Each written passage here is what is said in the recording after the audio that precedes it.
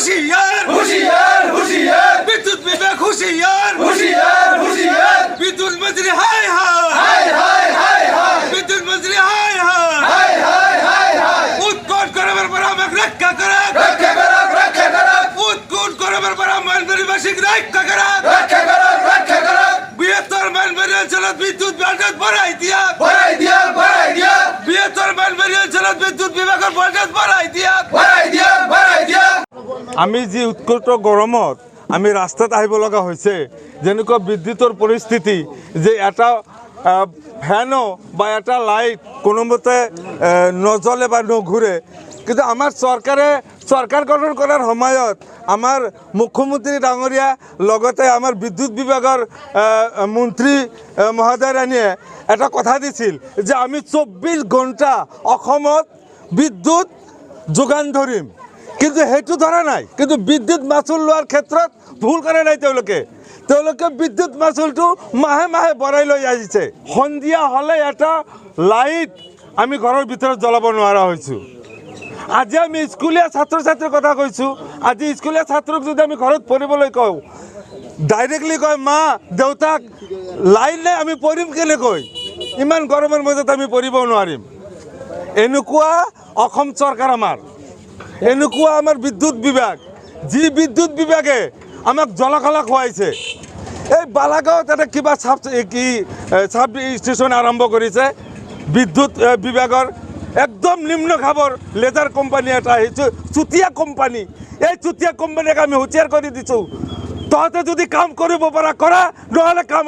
অন্যথা বন্ধ কৰ নহ'লে আমি অন্যথায় আমি জঙ্গী আন্দোলন করবার কারণে আমি বাধ্য থাকি বিদ্যুৎ মন্ত্রী 100% ব্যর্থ হয়েছে বিদ্যুৎ মন্ত্রীক আমি ময়নবৰী অঞ্চলেৰ তৰফৰ পৰা তেওঁক ধিক্কাৰ জনাইছোঁ হাজাৰ বাৰ ধিক্কাৰ জনাইছোঁ এই বিদ্যুৎ মন্ত্ৰীজনক আজি ৰাস্তাত মানুহ ওলাই আহিব লগা হৈছে বিগত 2 মাহৰ পৰা বৃহত্তৰ ময়নবৰী অঞ্চলত ভোল্টেজ ইনপুট মাত্ৰ 40 আহে ইনপুট চিন্তা কৰক 200 ইনপুটৰ ভিতৰত যদি 40 ইনপুট আহে কোনো কনজিউমাৰে এতিয়ালৈকে ভালকৈ এটা ফেন চলাব পৰা নাই এটা লাইট জ্বলাব পৰা নাই বিদ্যুৎ বিভাগৰ ইমান